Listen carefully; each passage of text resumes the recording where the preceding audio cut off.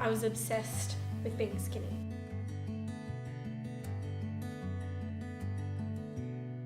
I wasn't happy, and I never have been happy within myself.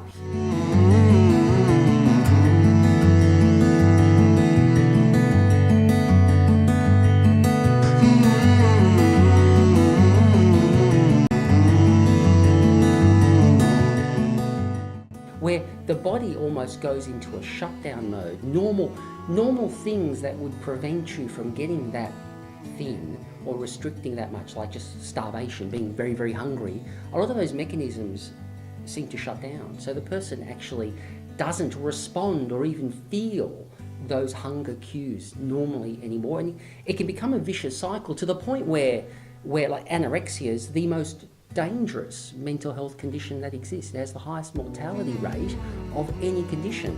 Anything that restricts your life, or if you're using food and developing all these food rules and behaviours that are actually taking up your time and energy, that is problematic for you. Yeah. And if you don't want it to take up time and energy, and if you're feeling bad about yourself, then there's a way out. But it does not involve doing more of the same. So it doesn't involve cutting out more foods. For example, you've got a tummy upset. Oh, I must have a gluten problem. Okay, I'm going to cut out everything with gluten. Oh, sugar seems to be, sugar addiction. Oh, I'm going to cut out everything with sugar. Because that's how people go down the spiral. It starts with one thing, and then they just go down and down and down and down, because the body doesn't respond well when it's being restricted. So all of a sudden we think we've got all these allergies. No, it's because you're cutting out all this food, and you need a specialist dietitian to help you to be able to navigate your way back onto the kind of natural eating pathway. How these diets are so effective is that they're just so restrictive. And that's the way they work, because they tell you to just suddenly reduce your energy intake so much that you are going to lose weight. But the problem is that again you're potentially eliminating nutritious foods from your dietary intake, and it's just long term it's just impossible to follow a diet like that. So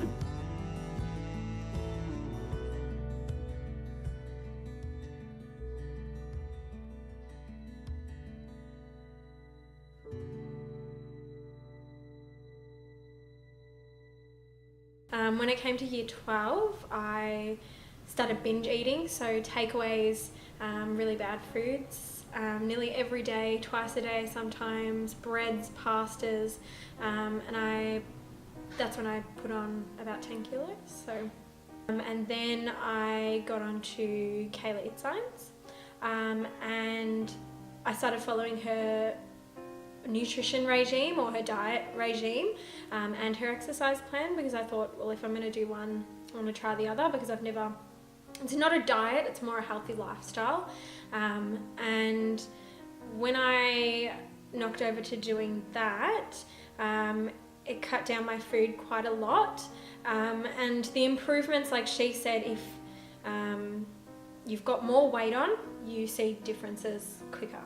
But, I wasn't a bigger girl, I just had put on 10 kilos more than I was prior.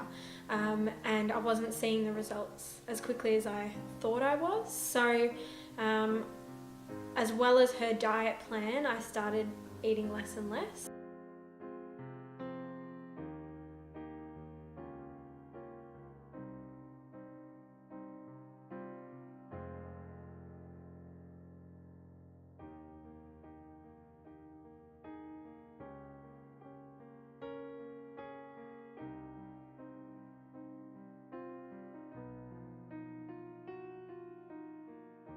Influencers used to be people with deep credentials around something. So like a journalist would be an influencer, the way that they would jump on Twitter or something like that and talk about a specific subject.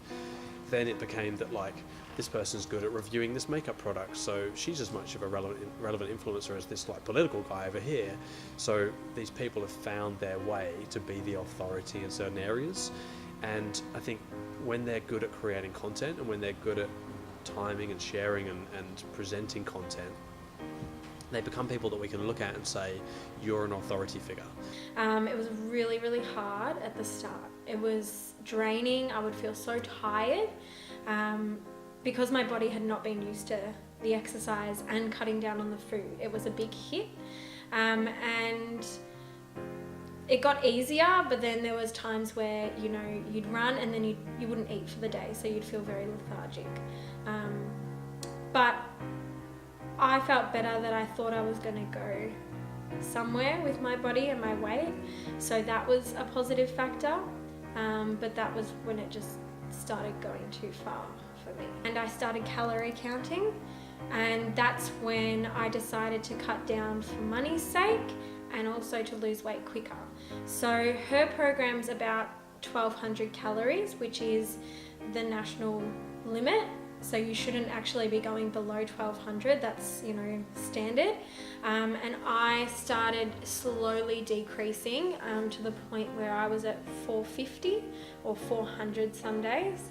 And I took it as a positive that I would feel tired and my stomach would feel so hungry and I'd feel so sick. That was a good indication that I'd wake up feeling thinner in the morning. Yeah, the brutal thing about globalization of bodies is that you can no longer be just okay, let alone good at something. You know, you might be the most attractive person in the village, but you turn on the computer, you turn on the TV, and you're the ugliest person you'll see all day. Everyone's better looking than you, and you're the best looking person in town, but you'll feel ugly because compared to the superstars, and they're all superstars, they're all models and talented and smart and wealthy, compared to them, they've got stylists, they've got trainers, you just can't compete. So it's just been ramped, it's been magnified, amplified, made more narrow. And even when an influencer's taking photographs of themselves, they might take 50 photographs to get one that they actually post, because in that one their legs look wrong, and in that one their face looks wrong, in that one the shadowing is wrong. And so the way that people are judging themselves needs to be, ideally they need to start to understand that they're not looking at a real picture there, they're not looking at a real, like, candid thing.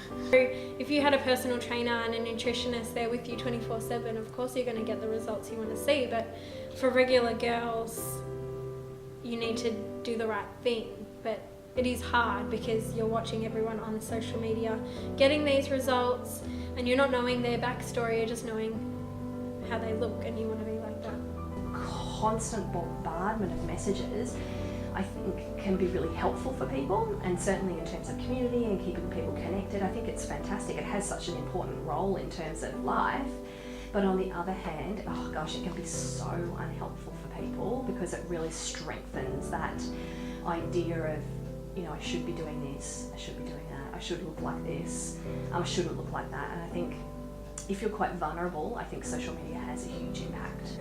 I think one of the things that's changed very, very much is that people can, in a sense, curate the imagery that they find most interesting or desirable, or whatever it is they're looking for. They can pursue very specific subtypes of body. So it's no longer some billboard image or a magazine cover. It's now a particular thing. You could be looking for six-pack abs and find them, and find hundreds of pictures of that over and over again. You can interact with it. It's no longer the case where you're a passive recipient of visual information incidentally as you walk down the street. But the dangerous area is where influencers are just standing up and saying, this is amazing, I did this, I got this, you should get it too, click my link to go and buy, I get a kickback. Like, it's tricky for us to say that they shouldn't do that. The challenge is that it's almost like buyer beware. The consumer just needs to know that they have to look out for stuff themselves, and they have to take everything with a pinch of salt. In between deciding to eat healthy and going really binge calorie counting, I did have medical issues. So I felt sick. I was rushing to the bathroom every 5 seconds, phantom and nothing was happening. My body wasn't processing food properly. So mid 2016, I went into hospital after being in and out for nearly a year, trying to figure out what was going on with my body and why I couldn't eat. And they basically said, now that I'm lactose, fructose and gluten intolerant. And when I was in hospital getting diagnosed with all of this, I was basically told that if I don't stop the calorie counting and increase my food, I might not be able to have children, because my weight was so alarming, to the point that you could see ribs up here and down my body. And the worst part of that, I think, to the nurses was when I said that I enjoy looking like that.